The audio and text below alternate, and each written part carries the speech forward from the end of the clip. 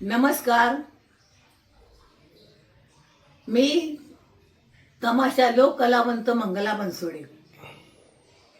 मुद्द्याला सांगायचं म्हणजे हा व्हिडिओ करण्याचं कारण म्हणजे एकच आहे की 2-3 दिवसापूर्वी काही भागामध्ये कला केंद्राच्या नर्तकीपायी सरपंचांनी गोळी मारून घेतली, त्यांनी आत्महत्या केला. परंतु ही कला केंद्रामध्ये भानगड घडलेली, पण तमाशा बदनाम केला आहे की तमाशा असा आहे, तमाशा तसा आहे, त्याच्यामुळे बदनाम केलं आहे.